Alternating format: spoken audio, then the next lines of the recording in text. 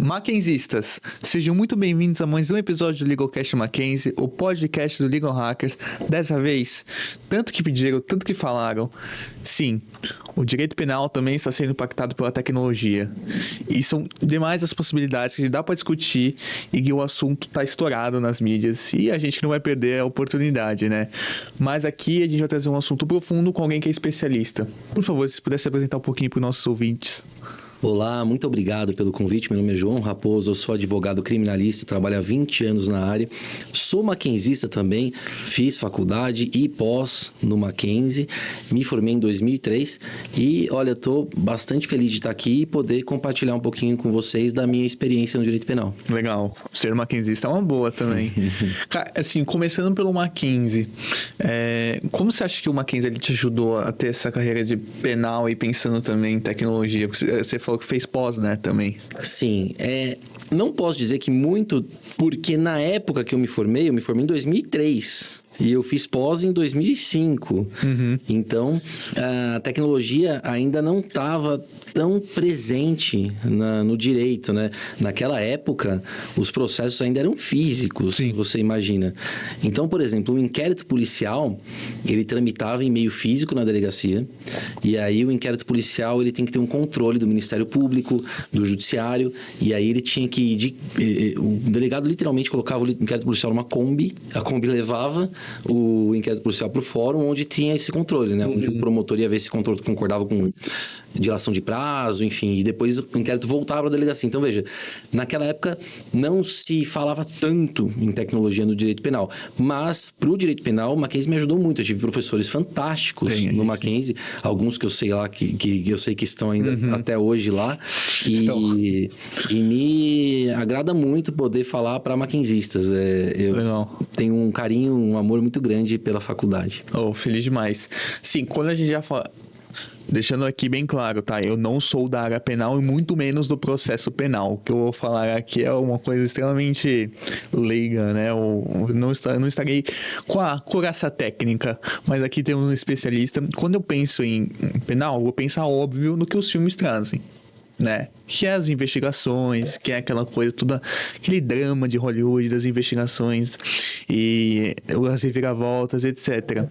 Mas pensando ainda em investigações criminais, como a tecnologia que está presente não só em direito digital ou na área mais civilista, mas hoje que faz parte da vida penal também, está impactando esse tipo de investigação.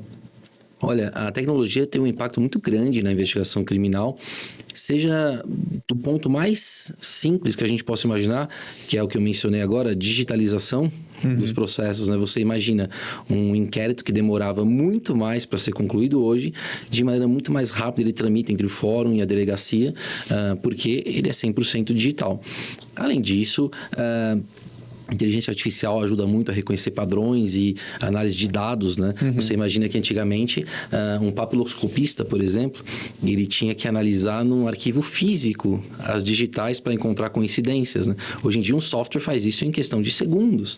Então, reconhecimento facial, enfim, uma série de questões, monitoramento tanto de presos como de investigação de investigados, né? Monitoramento telefônico, monitoramento até de WhatsApp, até a própria rede de celular pode ajudar a localizar uma pessoa hoje. Isso é muito usado, inclusive, diariamente no contexto das investigações criminais. Então, com certeza, a tecnologia ela trouxe um impacto muito positivo para o direito penal em geral e para as investigações e também para a defesa, né? Veja que hoje, eu como advogado, se eu for defender alguém e eu já sei quem é o juiz que vai julgar essa pessoa, eu consigo ter acesso, em questão de minutos, a todas as decisões que esse juiz deu na vida sobre aquele determinado assunto. E eu consigo usar a inteligência artificial para resumir essas decisões, encontrar o posicionamento do juiz e preparar muito melhor a minha defesa. Então, veja que a tecnologia tem um impacto muito forte mesmo no direito penal como um todo. Senhores, a gente está falando de jurimetria e inteligência artificial no penal. A gente esquece que isso existe e é extremamente importante, né? Isso é não só a a justiça social por meio da tecnologia, mas também com a vida do advogado sendo facilitada novamente pela tecnologia. Exatamente. Pode ser a diferença entre alguém passar o resto da vida preso ou ter a sua liberdade garantida, né? Isso eu acho que é uma reflexão importante. E você trouxe alguns pontos sobre... ali você consegue localizar onde estão as pessoas a partir da internet, etc.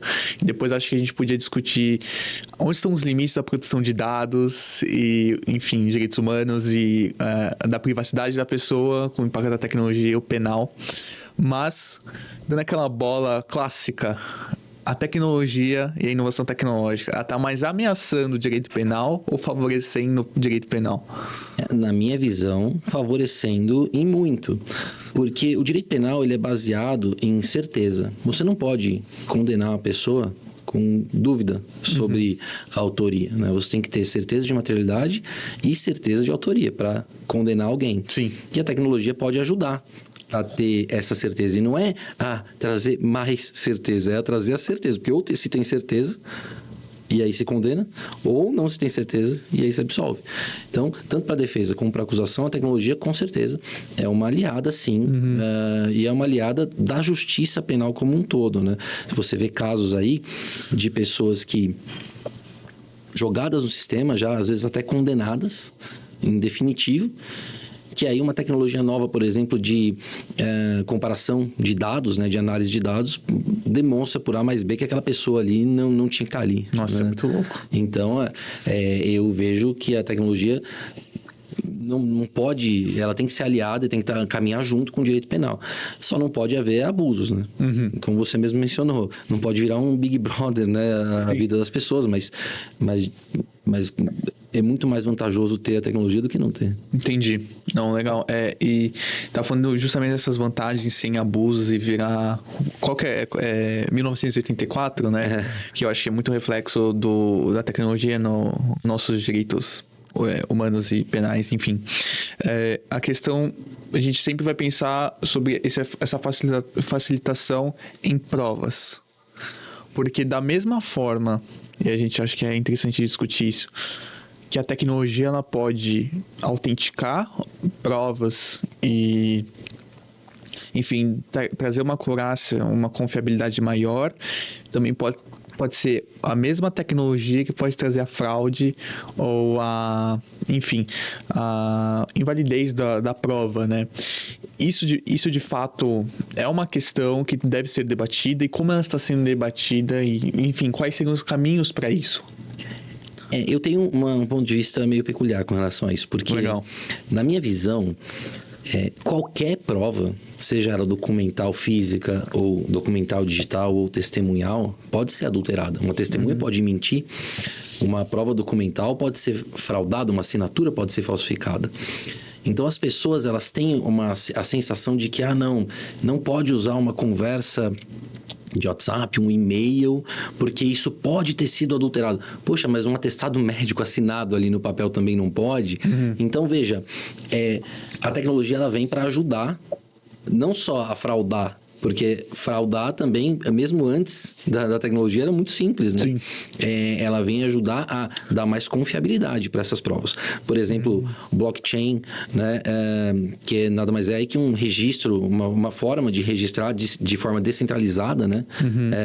O caminho dessas provas, você vai ter aí uma garantia imutável da cadeia de custódia dessas provas digitais e você pode até ter acesso até mais simples, por exemplo, num Verifact da vida. Não sei se você já ouviu falar do Verifact, é um site que você pode garantir a autenticidade das provas digitais.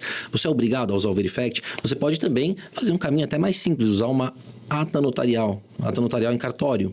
É arcaico, mas funciona. Sim. Você é obrigado a fazer ata notarial, por exemplo, um print de WhatsApp?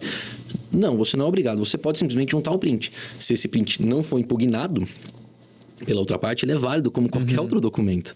Agora, se a outra parte impugnar, ou você vai ter que ter a mensagem no seu celular para submeter uma perícia, Ou você, antes disso, já se precavendo da impugnação, você faz a ata notarial, ou você faz o Verifact, você usa tecnologias de blockchain para garantir a integridade dessa prova, enfim.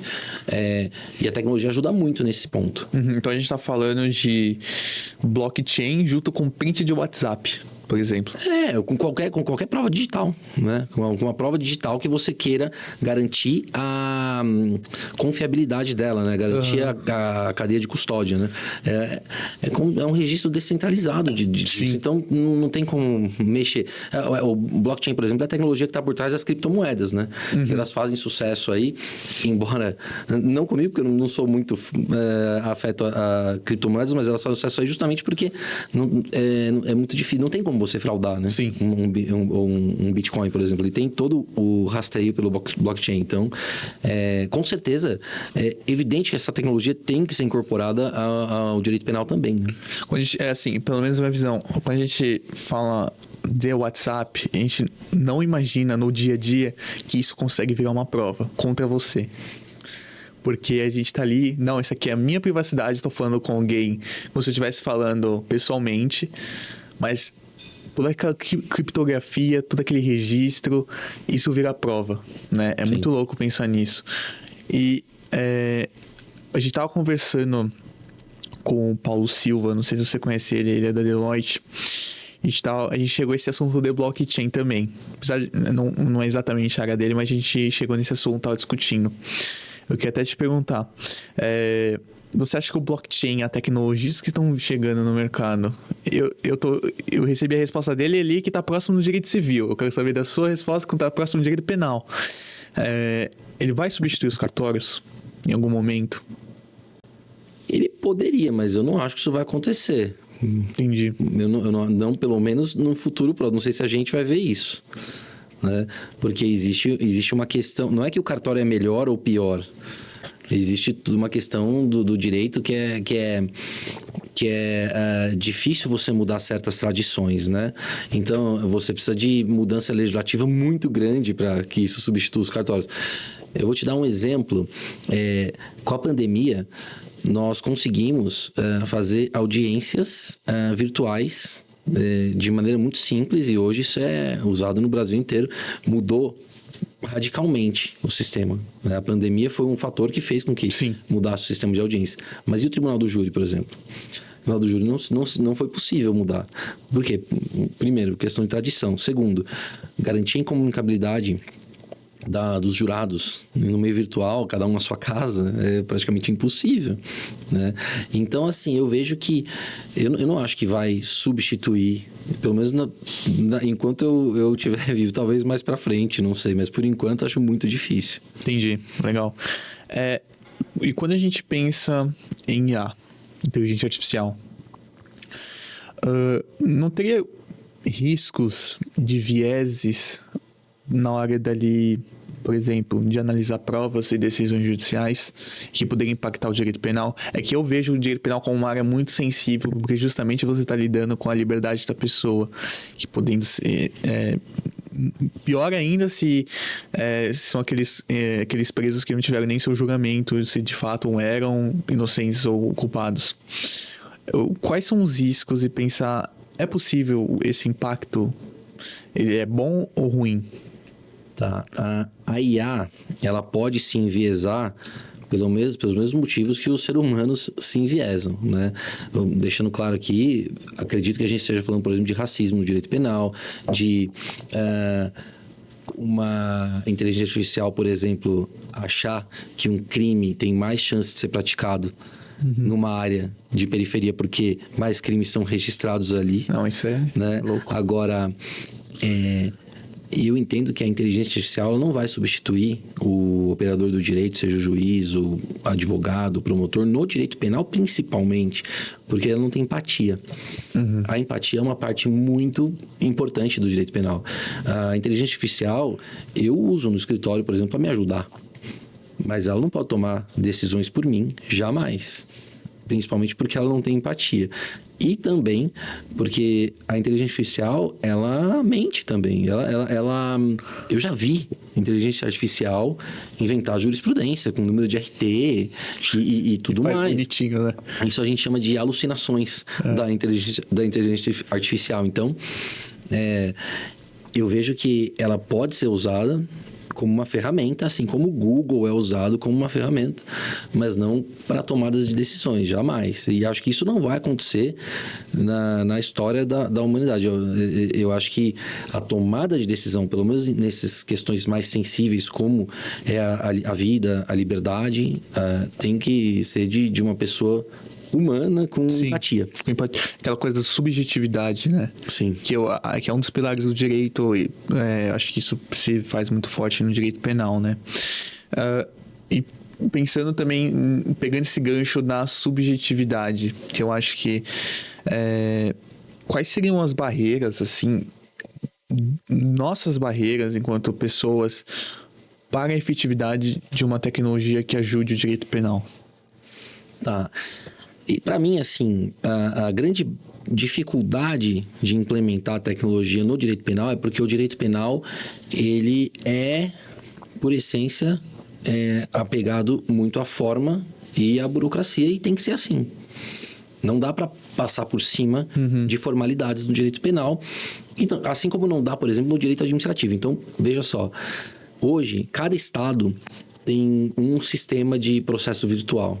Né? Por quê? Porque cada justiça de cada estado tem que fazer a sua licitação, e aí vai conseguir ter lá, um vai ter o ESAGE, o outro vai ter o EPROC. As delegacias, por exemplo, aqui em São Paulo, a Polícia Civil tem um sistema e a Justiça tem outro. E aí, esses sistemas conversarem é muito difícil. Essa integração entre os sistemas que é um desafio muito grande. Então, essa é uma barreira já para a tecnologia no direito, né, como um todo. No direito penal, eu vejo também uma barreira de privacidade do cidadão, porque está muito ligado a monitoramento via câmeras ou até monitoramento do que você escreve nas redes sociais, né? Tem países que a gente sabe aí, por exemplo, que você está andando na rua, as câmeras já têm um reconhecimento facial, né? E já avisam a polícia, por exemplo, se você é testemunha de algum crime ou investigado, enfim. Então, tudo isso é difícil de equilibrar, é uma barreira grande, mas que no final a gente vê que a tecnologia acaba vencendo na maioria das vezes, né? As pessoas vão abrindo mão da sua privacidade em troca de mais segurança, né? Infelizmente, não tem como ter um equilíbrio perfeito, acho muito difícil. Eu acho que justamente por isso nascem as regulamentações de privacidade, né? Justamente porque qual é o ponto, né? Qual que é a linha entre vou ter segurança, vou estar assessorado por uma segurança, e até onde estão minhas garantias constitucionais ali de proteção de dados, por exemplo. Justamente, quais seriam os pontos assim que a LGPD entra em conflito com esse tipo de tecnologia do direito penal ali, que pega questões de monitoramento, que até então a linha amarela monitorava ali as pessoas por meio de biometria, acho que era facial, né? Reconhecimento facial. Reconhecimento facial. Para mim, na minha visão, você tem que compatibilizar a legalidade da prova com aonde você vai usar, na acusação ou na defesa. Então, veja, você não pode infringir a LGPD por meio de um monitoramento e querer que isso sirva como prova para condenar alguém no criminal. Porque, obviamente, é uma prova ilícita. Você não está cumprindo nem a legislação civil, administrativa a respeito do tema. Então, mas, para absolver, ela vai ser usada. Então, e essa é uma questão interessante, porque é a questão da ética do uso da legalidade... Desculpa, é a questão da ética da legalidade das provas. Você quer um exemplo que é um pouco polêmico, mas a gente...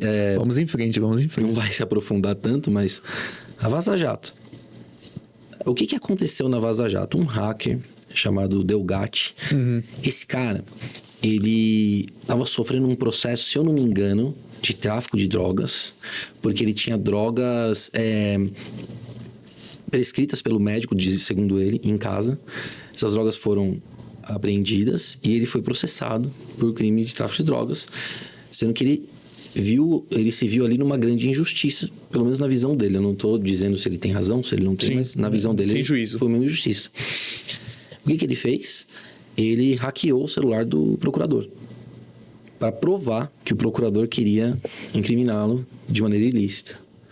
Caramba. E aí, quando ele hackeou o celular do procurador, e diz ele, né? Não acompanha os autos, mas diz ele que ele conseguiu as provas de que tudo aquilo ali era uma armação para cima dele. Só que, o que aconteceu? Ele teve acesso a outras conversas, outros grupos de WhatsApp de outros procuradores. E aí ele foi puxando como um novelo de lã. Ele foi ver um rato e achou uma ninhada, né? E aí ele conseguiu acesso a conversas no Telegram ali, super comprometedoras, né? Meu Deus. Que a gente chama de vaza-jato, e entregou tudo pro Intercept. E diz ele que não ganhou nada com isso, né? Agora, veja, se eu tô sendo falsamente acusado por um procurador e eu hackeio o celular dele e eu provo a minha inocência, essa prova é lícita ou não? Claro que não, é ilícita. Mas para minha defesa, ela tem que servir. Caramba, mas mesmo se ali tá... Mas ela é considerada assim ou... Ela é considerada uma prova ilícita, Certo. mas para a defesa, mesmo a prova ilícita tem que ser usada. Você não pode condenar uma pessoa à prisão sabendo que ela é inocente. Então, é isso que eu queria perguntar. Muitas vezes tem esses limites de... porque você acaba pulando o processo, né? Então assim, obviamente eu não tô dizendo para ninguém fazer isso, mas até porque é crime você hackear o celular de alguém. Tanto é que não é à toa que o Delgatti depois teve sérios problemas com a justiça, inclusive acho que tá cumprindo pena, mas veja só, eu vou dar um exemplo mais simples. Captação ambiental de conversas é crime, né? Captação ambiental seria o quê, assim, pra quem Eu não colocar sabe? um gravador numa sala e sair e depois eu ouvir tudo que as pessoas falaram. Caramba. Isso é crime, não pode fazer. Assim como interceptação telefônica você também não pode fazer. Você pode gravar as suas conversas. É isso. Mas não as conversas dos outros. Agora vamos supor, tá, que uma mãe descobre que o pai, o padrasto, no que seja, tá abusando da filha. E ela coloca ali um gravador para captar uma confissão dele conversando com outra pessoa e sai da sala. Você vai condenar essa mãe por crime? Lógico que não. Ela tá agindo ali em legítima defesa de terceiros. Então, assim, essa prova ela é válida? Aí vai ter uma grande discussão se essa prova é válida ou não no processo penal para condenar, né? Mas e se for, por exemplo, eu colocar um gravador entre duas pessoas que estão confessando um crime que eu tô sendo acusado? É óbvio que eu vou usar essa prova para me defender, gente. É óbvio. Agora, veja, na Vaza Jato, o que aconteceu? As provas que o Delgatti expôs na Vaza Jato, elas não podem ser usadas, por exemplo, para condenar o Deltan, o Sérgio Moro, porque são provas obtidas por meio ilícito. Sim. Mas... para absolver pessoas ali, é evidente que os advogados vão Sim, usar, né? vão usar. Até mesmo pensando que ele pode usar essas provas já ilícitas e fazer uma fraude em cima delas, porque hoje em dia é possível você fazer voz de alguém por inteligência artificial. Mas é possível você confirmar a autenticidade das conversas, né? Por exemplo, no caso do Telegram, o Telegram tem um servidor. Então o servidor do Telegram pode falar, não, aqui teve fraude. Vou dar um exemplo mais simples. No WhatsApp tem? Não, no WhatsApp você vai ter a conversa no celular de quem mandou e no celular de quem recebeu. Se eles tiverem backup, tem no servidor de backup, Apple, Google, enfim. Sim. Mas Local, o WhatsApp não tem um servidor dele. E aí, por exemplo, vamos supor que eu tenho um processo contra você, eu apresento prints de WhatsApp que você teria me enviado. Aí você chega e fala assim, não, esses prints aí não valem. Eu estou impugnando essa prova. Aí eu venho com o meu celular e falo, tá aqui, faça uma perícia no meu celular que vocês vão ver que tá tudo aqui.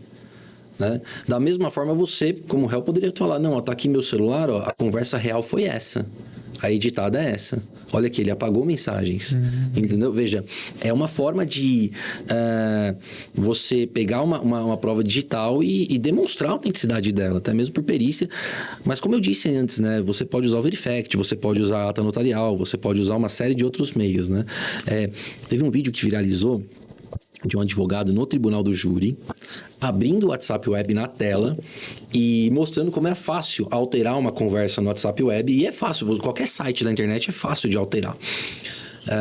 Mas você altera só para você mesmo ali, ele não altera... Mostrando na hora ali, tipo, meio que eu vi. Mas até aí, gente... Não é por isso que o print não vai ser usado no processo. O print ele vai ser usado, cabe a outra parte impugnar. Né? No caso da acusação criminal, eu entendo que aí cabe ao Ministério Público, que é o órgão acusador, né, normalmente, nos crimes de ação penal pública, demonstrar a autenticidade daquilo. Porque aí o ônus da prova é totalmente do Ministério Público. Então ele tem que demonstrar a autenticidade daquilo por meio aí de perícia que é feita normalmente pela polícia, né? Quando a polícia apreende celulares, por exemplo, ela consegue colocar os prints do WhatsApp ali no inquérito policial e ela declara a autenticidade daquilo, né? Tem até fé pública, o perito que está fazendo aquilo. Então, enfim. Mas no caso de processos cíveis, de direito do consumidor, então, você vai entrar com uma ação de direito do consumidor, você junta o print lá, a empresa que se para falar que seu print é mentiroso. Não é? É que é o ônus da prova, né? Exatamente. Quer explicar aqui o ônus da prova para quem está nos primeiros semestres? É o dever de provar o que você está alegando. Então, o ônus da prova normalmente cabe a quem alega. Mas, em determinados casos, ele é invertido, né? Por exemplo, no direito do consumidor, se eu alegar que uma empresa não entregou o que ela entregou, a empresa tem que provar. O ônus da prova é dela de provar que entregou aquilo que eu estou dizendo que ela não entregou. Então, é mais ou menos isso. Entendi. Não, legal. E pensando também que não só no WhatsApp, mas comentários no Facebook, comentários no Instagram, como que faz? Porque existe tecnologia já que verifica esse tipo de situação. Certeza. Eu digo, não tô nem, sei lá, no direct ou no Messenger, tô falando ali em comentários, publicação, assim. Eu imagino que você queira saber o seguinte. Vamos supor que um fake fez um comentário na sua publicação te ofendendo. Já aconteceu comigo, né? Por exemplo... É possível descobrir quem é esse fake? Sim, é possível. Tá? E é do dia a dia do direito criminal e do direito civil também. O Marco Civil da Internet trouxe, por exemplo, a possibilidade de a gente entrar com uma ação pedindo uma liminar para que o juiz oficie a rede social, no caso Facebook, Instagram, ou TikTok, etc., falando, rede social, diga para mim o IP e todos os dados que você tem de cadastro dessa pessoa. Os dados ali podem ser falsos até, mas o IP vai vir o IP mesmo que ela usou. O IP é aquele endereço único daquela máquina. Com o IP, você vai pegar o IP e jogar num site que se chama Ruiz, que é o site que vai ter ali todo o registro da internet, né? Você jogou o IP ali, ele vai te dar a operadora. Então, vamos supor, eu processei o Facebook, falei, Facebook, me dá o IP do fulano que comentou aqui, que fez esse comentário. O Facebook dá o IP, eu sei quem é a operadora com o IP, aí eu processo a operadora, eu mando oficiar a operadora para falar, olha, operadora, eu quero os dados do assinante. E a operadora tem que dar. A operadora é obrigada a dar os dados do assinante. E aí, quando ela fornece os dados do assinante, você já tem uma linha muito... Ou é o assinante, ou é alguém que frequentou a casa dele, enfim... Você já tem uma linha muito boa para investigação. Isso tudo a própria polícia pode fazer e faz muito também. Então, vamos supor que você foi vítima de um crime contra a honra na internet, uma injúria, uma difamação. A partir do momento que você registrar o BO e pedir a abertura do inquérito policial, a polícia tem a obrigação aí de oficiar o Facebook, oficiar o Instagram, etc.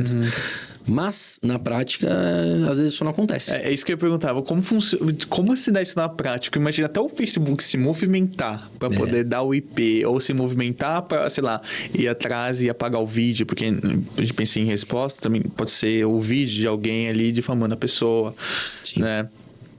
Então, como dá esse movimento? Ele de fato ocorre ou ainda é aquela coisa... Não é tão rápido quanto a pessoa gostaria que fosse, mas assim, no processo com o advogado, que quando você entra na justiça civil pedindo essas informações com base no Marco Civil da Internet, é rápido. E rápido na justiça que a gente está dizendo é coisa de 1-2 meses. Sim. Agora, na delegacia aí vai depender muito, porque qual que é o problema? As delegacias, elas... não tem estrutura para atender todas as demandas de maneira rápida, né? No Brasil, infelizmente, não se investe tanto como se deveria nas delegacias. Então, se você chegar com uma demanda dessa na delegacia, dificilmente essa demanda vai ser atendida com rapidez. E é compreensível, né? A mesma delegacia que lida com latrocínio, homicídio, roubo, vai acabar tendo que lidar com esse tipo de coisa também, que para muitas pessoas que atuam no direito penal, eu não estou dizendo a minha opinião pessoal, mas muitas pessoas entendem que deveria ser restrita, que essa questão deveria ser restrita ao direito civil. Entendi. Indenização, né? Porque o Código Penal de 1940, naquela época, faz sentido. A defesa da honra era muito mais cara para as pessoas do que hoje em dia, talvez. Entendi. Então, enfim. Mas é uma coisa que, assim, demora mesmo. Não é tão simples. Mas vale a pena. E eu posso contar até um caso pessoal meu, que eu fiz isso para mim mesmo, né? Eu tive um problema grande aí com uma empresa de turismo, em que eu fiz um vídeo, porque eu tenho um perfil na internet, tanto no Instagram como no TikTok, que eu posto muitos vídeos sobre direito em geral, principalmente direito criminal. Sim. E um ano antes da bolha estourar aí, da 1, 2, 3 milhas, hotel urbano, eu já falava nos vídeos que, olha, tome cuidado ao comprar esse tipo de produto, porque na verdade você não está comprando um pacote de viagem, você está comprando uma expectativa de que a empresa vai honrar com isso aí lá na frente, te cobrando um valor irrisório que não bate, que a conta não fecha. Enfim, um dos executivos dessa empresa veio com um fake no meu perfil, me xingar, falou, você é um advogado de porta de cadeia. Falou assim pra mim. Eu ia deixar pra lá, porque, pô, não tem mais o que fazer, né? Printei, bloqueei, acabou. Aí veio com outro fake. Você é um advogado de porta de cadeia. Printei, bloqueei. Aí veio com o perfil dele mesmo. Printei, bloqueei, falei, depois eu vejo o que eu faço. Ok, isso acabou, isso era de noite. No dia seguinte, 9 horas da manhã, eu lembro perfeitamente. Centenas de perfis fakes me xingando de tudo que é nome no meu Instagram. Mas centenas, assim.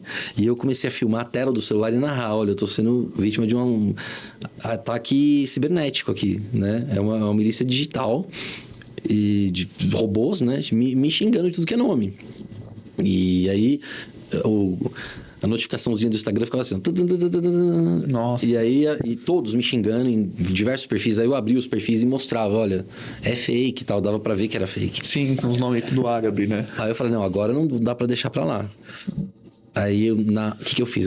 Na hora que eu parei de gravar, postei e marquei a empresa. Falei, ó, ontem o diretor dessa empresa aqui veio me xingar. Hoje eu tô sofrendo um ataque cibernético. Aí o ataque parou na hora, assim, ó. Mas você conseguiu provar a relação entre o... Então, aí, para provar a relação, o que a gente faz? Entra com a ação e fala, Facebook, eu quero o IP de todo mundo. Eu quero o IP de todos esses perfis. Aí dá um trabalho danado, porque você tem que fazer uma planilha de Excel, colocar o link de cada perfil, colocar o print de cada comentário, né? E o Facebook trouxe os IPs de todo mundo, a gente conseguiu descobrir a operadora. Sim. Enfim. Legal. Um processo rodou, né? Então, assim, é muito possível você fazer isso. É claro que se o outro lado ali tá usando um VPN, por exemplo, dificulta mais. Dificulta. Mas eu costumo dizer que é a mesma coisa quando você tem câmeras de segurança na sua casa e o ladrão entra de máscara. Então, assim, só porque o ladrão entrou de máscara, então é melhor não ter câmera, porque pode ser que o ladrão entra de máscara. Então, assim, eu acho que quer ir atrás, quer tentar descobrir quem tá por trás, eu acho que vale a pena. Entendi. Porque a maioria dos desses casos de difamação, calúnia, injúria na internet, a pessoa faz por impulso. Então, veja, nesse caso que foi contra mim, por exemplo, esse diretor da empresa, ele usou um fake. Aí ele usou outro fake, aí eu bloqueei, aí ele veio com o perfil dele mesmo, que tinha 19 mil seguidores. Então, assim, a pessoa ela tá com raiva ali, tá querendo te atingir. Então, você acaba conseguindo pelo menos um bom caminho para descobrir quem é a pessoa que está por trás dos ataques, né? E tem que estar muito tranquilo de trabalho pra tirar o seu tempo pra ficar atacando alguém, né? Pois é. E aí dá trabalho para quem tem que se defender. Quem tem que se defender. Pelo menos vira história pra podcast, né? Mas assim, se você também contrata um advogado para fazer, né? É uma coisa que muitos escritórios aí já tem muita facilidade de fazer, porque eu já tenho tudo pronto, né? Hoje é do dia a dia de muitos escritórios fazer esse tipo de processo, não tem dificuldade, né? A gente mesmo já fez para muita gente. Como eu posto conteúdo nas redes, eu conheci muita gente que é criador de conteúdo no TikTok, no Instagram, e essas pessoas vira e mexe, tem esse tipo de problema, né? Por exemplo, o Quai, que é uma outra rede social. O Quai, ele tem um problema sério ali de cópia de perfis do TikTok. Nossa, ela é complicada, ela tem bastante... Eventualmente tem que processar para falar, olha, derruba o perfil fake aí, porque tem muito fake lá. Né? E eu tenho um amigo meu, que ele me contou uma história, eu não vou falar o nome dele, mas assim, que ele tava pé da vida, porque tinha um perfil fake dele no Quai, né? E aí ele ligou pro um outro amigo dele, que é um influenciador gigantesco do público infantil. Um dos maiores. E é amigo dele, pessoal, então. Aí ele ligou pro cara e falou, pô, fizeram um fake meu lá no Kawaii, tô pé da vida. Aí ele falou assim, meu amigo, tem fábrica na China fazendo boneco meu que eu não ganho R$1. Então, assim, infelizmente a gente tem que lidar com essas coisas na internet, né? E na vida real também, né? Na vida real, na vida fora da internet, né? Porque a da internet também é real. Mas tem que lidar com essas coisas, né? Falsificação é uma coisa que vai existir tanto no dia a dia como na internet. Você acha que a tecnologia, claro, além dela proporcionar isso, você acha que, nem pensando no processo penal, mas ela consegue combater esse tipo de coisa? Não, com certeza. Só com a tecnologia que a gente vai conseguir diminuir a criminalidade virtual, né? Não tem como fazer com que isso diminua sem tecnologia. A receita que eu dou, assim, a dica que eu dou para as pessoas é cada vez mais a internet está deixando de ser uma terra sem lei. Sim. Então, eu recomendo que as pessoas se portem na internet da mesma forma que elas se portam no dia a dia. Então, alguém fez um comentário, por exemplo, que você discorda. Você vai falar assim, você é burro, você é um idiota. Não, você não vai falar isso na cara da pessoa. Por quê? Só que... porque existe aquele medo do socão na cara, que não existe na internet. Agora, só que tem consequências, né? Então, você cometer um crime de injúria, você ofender a honra subjetiva de alguém na internet, você está sujeito a punição criminal e assim... A prova é muito simples, bicho, de se fazer. Hoje em dia é muito simples. A rede social é obrigada a dar o seu IP, a operadora é obrigada a dar os seus dados de assinante. Basta ter uma ordem judicial que se consegue com facilidade, até porque o juiz não pode nem negar essa ordem. Ele só vai negar se o teu pedido não tiver nenhuma base. Então, por exemplo, fui ofendido, fiz um BO. Não tem como o juiz negar o meu pedido. Eu tenho o direito de saber quem está me ofendendo. Agora, eu quero saber... Aquele cara ali deu uma opinião que eu não gostei, então eu quero o IP dele. Aí não, é evidente que o juiz vai negar. Sim. Né? Não faz nem sentido, só porque você não gostou de uma opinião, né? Então, mas assim... É o que eu falo para as pessoas. Haja na internet da mesma forma que você age no dia a dia, pessoalmente. E a máquina do judiciário fica como, né? De tanta gente entrando por motivo fútil, né? Em vez de, sei lá, ir para algo civil, porque se resolveria de forma muito... Mas quando você descobre quem tá por trás do fake, você pode processar no civil, no criminal e no administrativo, muitas vezes. Né? Então, assim, você não necessariamente pode processar a pessoa por crime de injúria, mas você pode pedir uma indenização por danos morais na Justiça Civil, no Juizado Especial de Pequenas Causas. Né? Então, você foi xingado na internet, descobriu quem é o fake, você pode fazer o processo sem advogado no Juizado Especial de Pequenas Causas, cara. Esse processo é muito tranquilo de se fazer no juizado. Descobriu os dados do assinante, processa por danos morais, fala, quero uma indenização por danos morais porque me ofendeu, porque me difamou, porque me caluniou. torna muito mais, a internet torna muito mais fácil esse tipo de processo para os advogados, seja do civil, do criminal. Aham. Pô, massa. O que você tinha falado antes o que você falou rapidamente, mas se a gente for refletir, faz muito sentido. Na questão pessoalmente, a pessoa não vai te falar que ela vai te levar um socão na cara, muito provavelmente, né? Você xingar ela, ou enfim. Mas como as pessoas se sentem livres na internet, por isso que a gente vê tanto grupo de fórum anônimo. Enfim, não vou falar a palavra por questão que pode cair o episódio, mas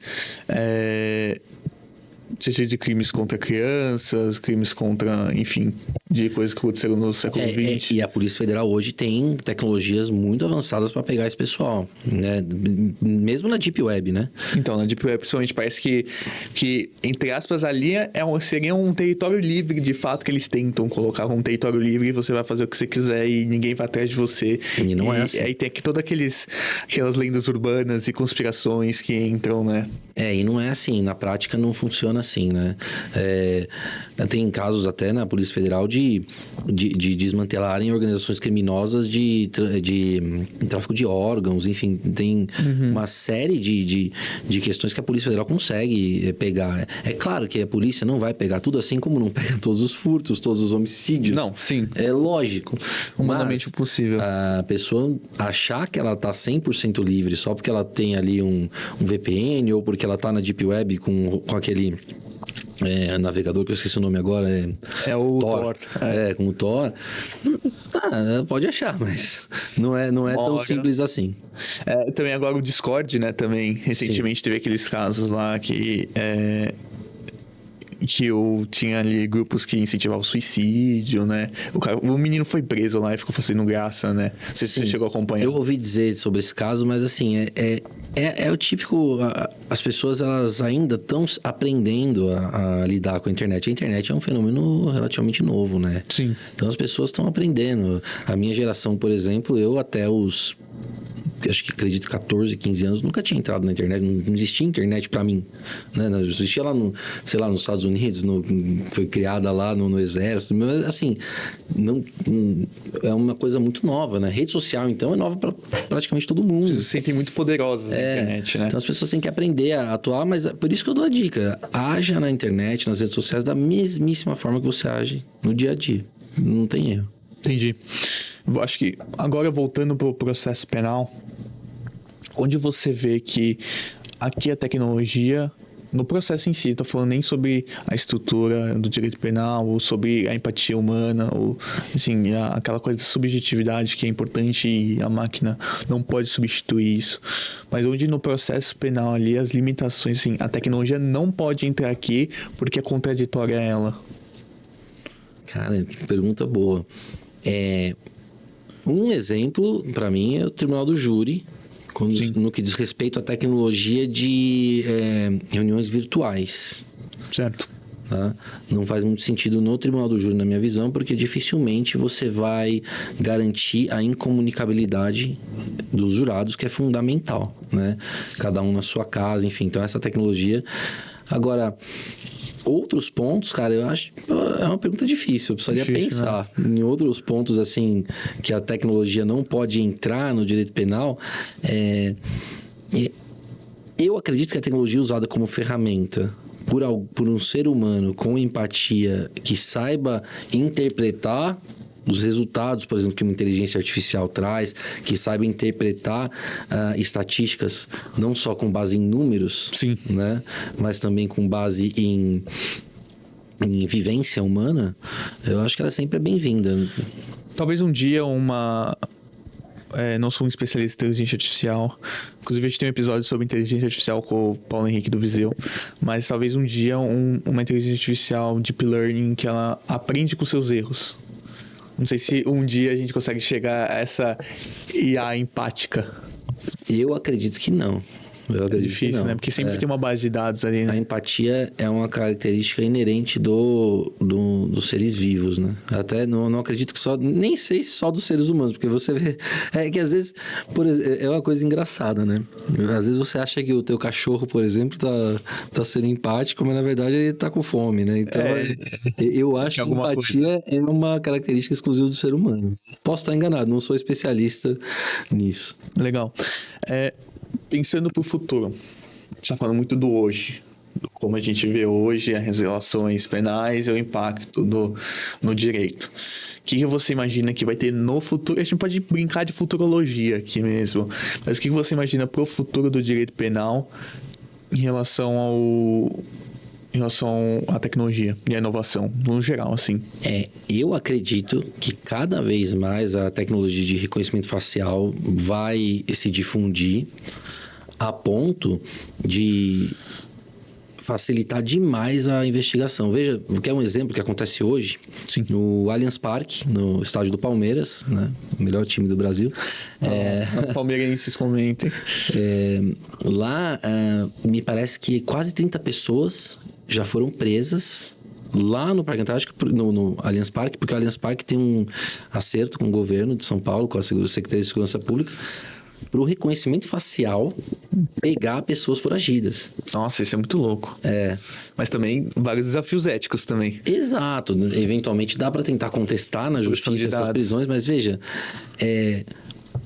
a gente tem que também colocar na balança, né? Pô, é um criminoso foragido, gente. Com pena com trânsito em julgado ou com prisão preventiva decretada. Uma pessoa perigosa para a sociedade tá indo lá assistir jogo.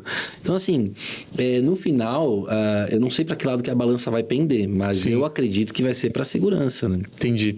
Porque a gente pensa, eu penso pelo menos, claro...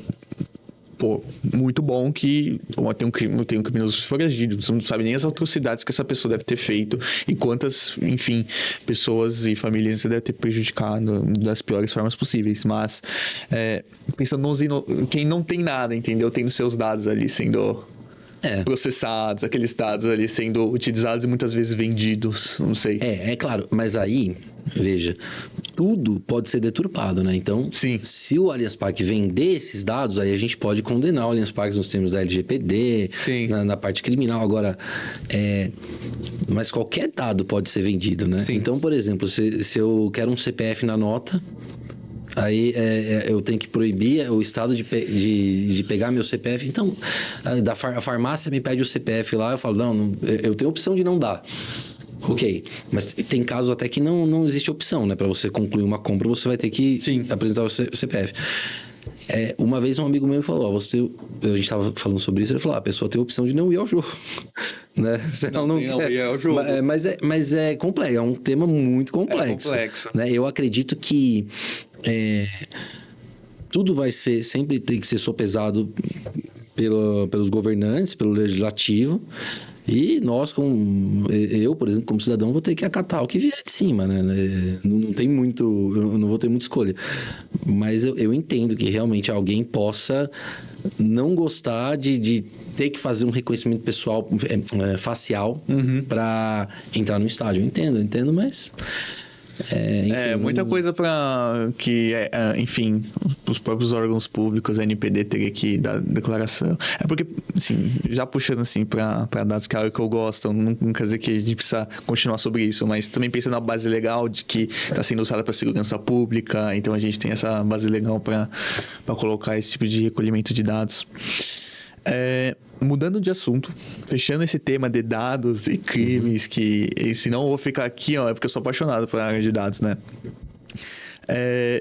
Pensando em carreira do estudante, como o estudante pode se preparar para esse direito penal que já mudou e acho que ainda vai mudar, ainda vai ter uma explosão assim, como já teve na área civil e para o futuro?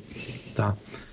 Entrar na área do direito penal não é fácil. Não é fácil você conseguir, por exemplo, um emprego como advogado num escritório criminal. Normalmente, a grande maioria dos escritórios da área criminal, eles pegam estagiários que acabam se tornando advogados. Não é fácil conseguir um emprego no criminal. A minha recomendação para quem é estudante é tentar, se possível, fazer pelo menos 1 ano de estágio no Ministério Público, seja no Ministério Público Estadual ou Federal, ou na magistratura, estadual ou federal. Voltado, mas aí na magistratura, no Fórum Criminal, na Barra Funda, aqui em São Paulo, na Barra Funda, por exemplo. Essa é a minha recomendação. Agora, depois disso, aí sim a pessoa vai procurar um estágio num escritório de advocacia criminal ou na defensoria para aprender um pouco também o lado da defesa. Essa formação aí, entendendo como funciona a acusação, como funciona quem julga e principalmente como funciona a parte da defesa, na minha visão, é fundamental para o estudante de direito depois trabalhar na área penal como advogado. Se ele, por exemplo, for trabalhar num escritório de advocacia criminal como estagiário, ele tem boas chances aí de ser efetivado e aí sim seguir a carreira como advogado criminalista. Agora vamos supor que ele queira empreender, vamos supor que ele queira montar o próprio escritório.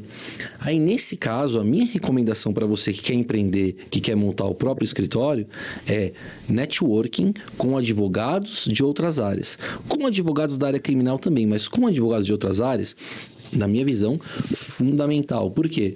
Porque são os advogados de outras áreas que normalmente vão indicar os clientes para você. Veja que é comum toda semana, pelo menos 1, 2 vezes por semana, algum colega meu civilista ou tributarista, trabalhista, me ligar e falar: João, meu cliente recebeu uma intimação da polícia. Ou minha cliente está sofrendo violência doméstica do marido. São assuntos voltados à área criminal que os advogados de outras áreas não vão ter expertise para fazer, o que é normal, né? Aliás, não recomendo, por exemplo, pegar um advogado generalista ou pegar um advogado assim da área civil para fazer um processo criminal, porque são coisas completamente diferentes, né? Então, esse networking com advogados de outras áreas vai trazer os primeiros clientes para você. Além disso, o networking com o pessoal do criminal também é muito bom. Existem vários grupos, hoje em dia, que é coisa que não existia na minha época, né? Eu me formei há 20 anos, de advogados criminalistas do Brasil inteiro. Então, por exemplo, eu faço parte hoje de um grupo que chama MindJus, que está presente no Brasil inteiro, com mais de 700 advogados criminalistas. Nós temos lá grupos de WhatsApp em que nós trocamos ideias sobre casos. Claro que mantendo o sigilo das partes, enfim, mas olha, tô com um caso assim, assim, assado, pensei em fazer isso, o que vocês acham? Essa troca, essa colaboração, essa troca de ideias entre advogados, ela é fundamental para uma boa defesa, é muito importante. Então, se você quer empreender, eu recomendo isso, networking com advogados de outras áreas e também networking com advogados da área criminal para te auxiliarem aí na troca de ideias, na resolução dos casos. Se você pretende trabalhar em um escritório já consolidado aí, se você pretende fazer tua carreira dentro de um escritório, aí começa a buscar estágio já na faculdade. Sim. Porque depois, dá para conseguir? Tá, mas é bem mais difícil. Tem evento na área penal? Tem congressos em diversos, né? Nossa, no Brasil inteiro. O mais famoso deles é o congresso do IBCCRIM, que acontece aqui em São Paulo todos os anos. Tem congresso no mundo inteiro. Vale a pena também frequentar esses eventos e tal, mas hoje em dia o networking eu vejo que está muito mais na internet, nas redes, nesses grupos, do que nesses eventos. Esses eventos também, claro, vale a pena participar. Uma recomendação que eu dou para estudantes também, que eu gostaria que alguém tivesse dado para mim quando eu estava na faculdade. Tenha proximidade com seus professores. Respeite seus professores, mas também tente aprender mais com eles, né? Então, assim, muitas vezes seu professor precisa de um assistente ali. Cara, é uma experiência fantástica e que no final você, além de estar fazendo networking também de qualidade, né, com pessoas aí reconhecidas no mercado, porque se o cara tá dando aula ali no Mackenzie, obviamente ele não é qualquer um, e você vai conseguir crescer muito mais rápido, não só na profissão, como na parte acadêmica e, enfim, Essa seria a recomendação que eu daria para mim mesmo, que coisa que eu não fiz na época, né? Na minha época de faculdade, minha preocupação estava mais voltada para balada, esse tipo de coisa, né? Eu era bem novo, né? Eu entrei na faculdade com 17 anos, me formei com 22, mas eu faria bastante coisa diferente hoje em dia. É bem novo, é uma realidade brasileira, assim. Eu também. Eu terminei a faculdade com 22 anos. É a realidade brasileira, assim, que... Mas você já está muito na minha frente. Você está fazendo um podcast, você já está se envolvendo aí Eu, com a tua idade, estava lá no McPhil, pô. Não, mas eu vou no McPhil também. Acho que as coisas têm que ser equilibradas também. É verdade. É bom ser equilibrado. O que você disse para mim é extremamente importante. É a questão de você deu a vida prática, né? Como você disse, né? O que eu faria antes em vez do que eu fiz. Porque, de fato, a gente não encontra... Eu, pelo menos, é muito difícil encontrar assim, estágio em penal. Eu acho muito mais difícil do que você encontrar em civil, por exemplo. Porque tem menos escritórios criminais especializados. Existe uma... É que eu não vou conseguir desenhar aqui, mas existe um desenho que mostra muito bem isso. Que são 3 circunferências concêntricas, né? Então você tem a primeira circunferência, que é a maior de todas, é a do direito civil. Sim. A do meio, a segunda maior, é a do direito administrativo. E um pontinho ali no meio é do penal. Então, tudo que é um problema penal também é um problema administrativo e também é um problema civil, né? Agora, nem tudo que é um problema civil vai ser um problema administrativo, né? E nem tudo que é um problema administrativo vai também ser um problema penal. Entendi. Então, é por isso que tem muito mais advogados na área civil, na área administrativa, do que na área criminal, né? Então, é por isso que é mais difícil conseguir um escritório. Tem menos escritórios da área penal. Mas, existem formas de você ir atrás disso, né? Primeiro, estudando muito o direito penal como um todo, mostrando nas entrevistas que você já tem um bom conhecimento de direito penal. E, assim... Não sei, na minha época existia isso, né? Hoje em dia eu não sei se existe ainda, mas vocês podem pesquisar aí. Buscar um estágio voluntário no Ministério Público, por exemplo, buscar um estágio voluntário na Defensoria Pública. Eles precisam, gente. Eles sempre precisam. Não sei, sinceramente, não sei se isso é possível hoje em dia. Na minha época existia e muito. Eu mesmo fiz estágio voluntário no Ministério Público. E, nossa, aprendi demais. Então, você ficar 1 ano ali no Ministério Público, na Defensoria, você vai ganhar um conhecimento do processo penal, da dinâmica do processo penal, que você vai impressionar qualquer entrevistador de escritório de ponta. Falam que realmente trabalhar em órgão público, assim como estagiário de direito, é uma escola. E no penal principalmente, porque no penal, a teoria do penal para mim, eu sou suspeito a falar, né? É linda, mas a prática, ela às vezes acaba desestimulando quem não era para ser mesmo, mas acaba dando ainda mais vontade de mudar o sistema, de trabalhar de verdade, para quem tem o direito penal no coração, tem a vontade de atuar, né? Bonito. É bem legal mesmo. Eu acho que às vezes falta mesmo essa orientação.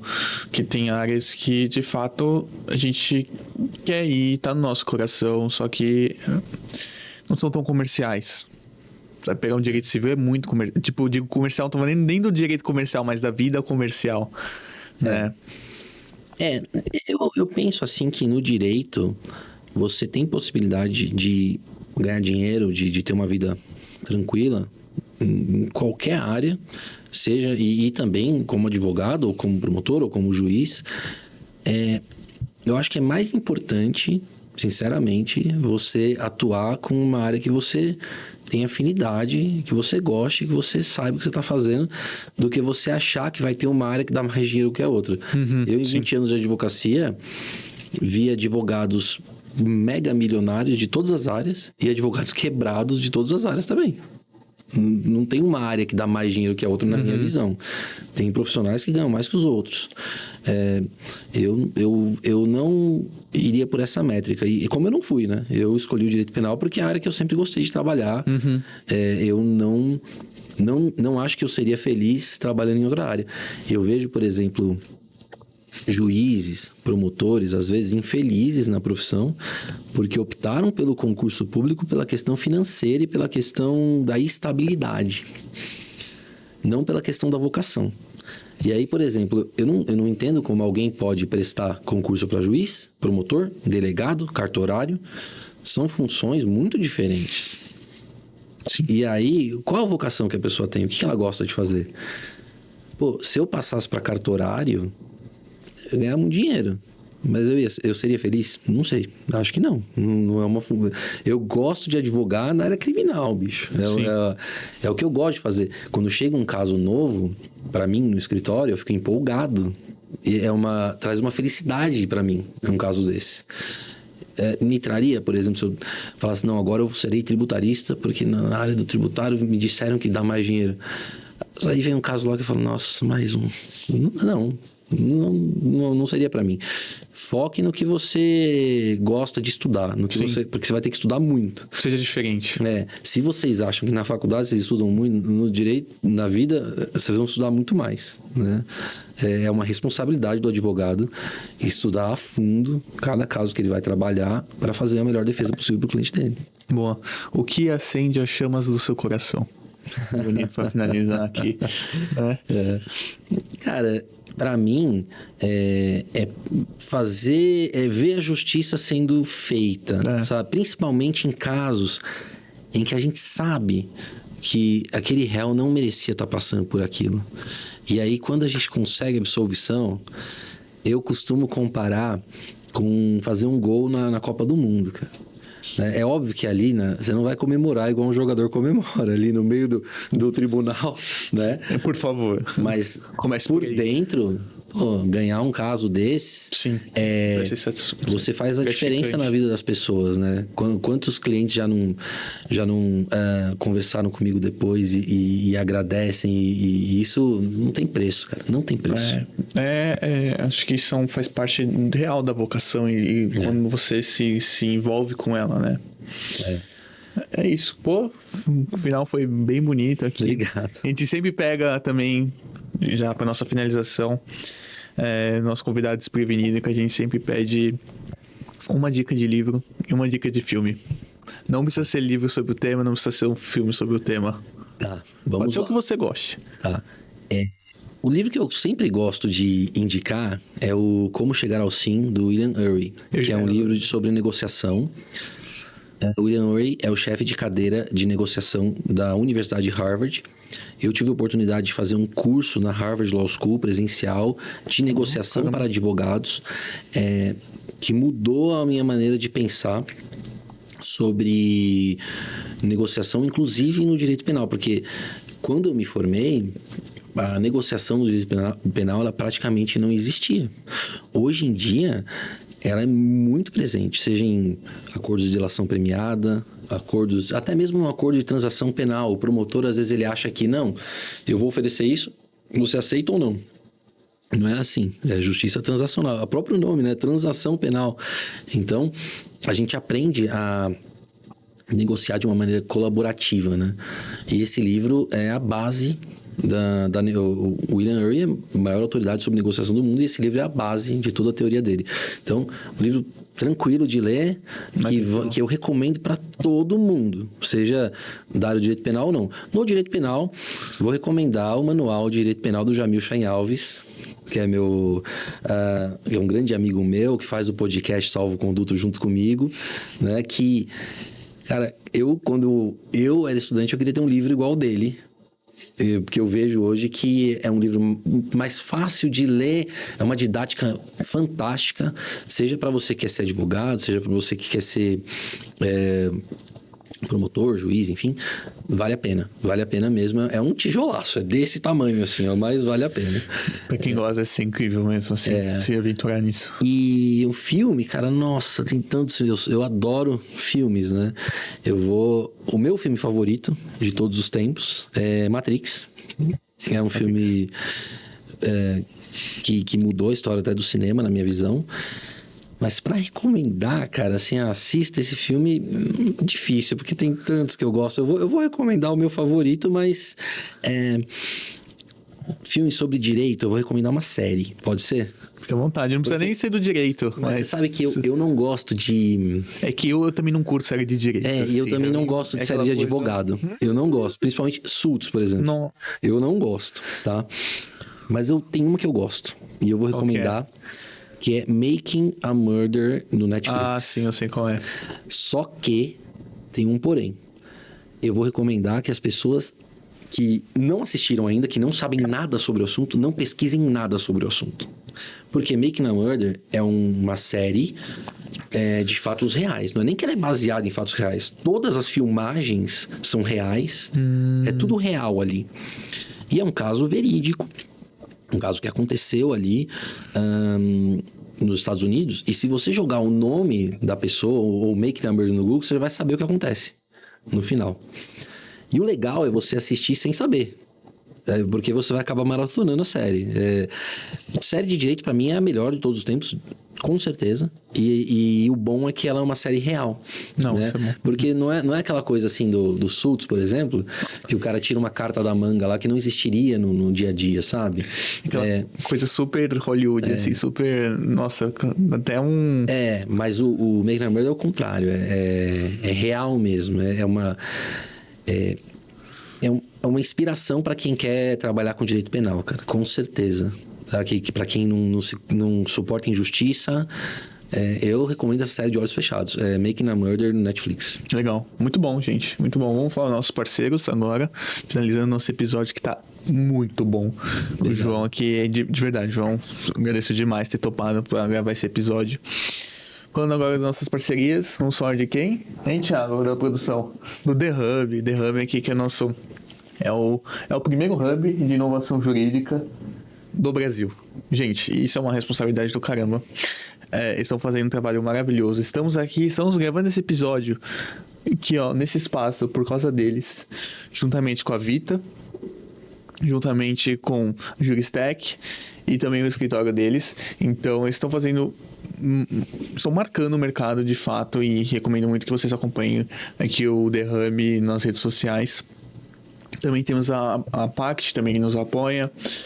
A Pact que faz passíveis judiciais com acordos. E também os advogados gestores. Conhece advogados gestores? Não. Que não é área penal, mas é uma área mais de gestão jurídica, área civil, controladoria jurídica. Então, eles têm uma revista muito boa também. Eles postam vários artigos na área de tecnologia, inovação, mas a área... Eu vou conhecer. Civil, eles são bem legais, assim, são parceiraços. E já gravou até episódio com eles, de controladoria jurídica. Mas... se a gente tá aqui é por causa deles também, querendo ou não, que sempre nos apoiam. Então ficamos por aqui, o episódio foi incrível mesmo. Um grande beijo pra vocês. Espero que tenham gostado. Curtam, compartilhem. E quer deixar suas redes sociais, que você é bastante ativo? Quero agradecer o convite, adorei. E fiquei muito impressionado com as instalações aqui do The Hub. Fantástico. Muito parabéns, vocês estão de parabéns mesmo. Minhas redes sociais é Raposo ADV. Raposo ADV no Instagram e no TikTok. Me sigam lá para mais dicas. Boa, isso aí. Pô, tem uns vídeos bem legais lá, é verdade. Obrigado. Tem uns vídeos bem legais. Valeu, pessoal.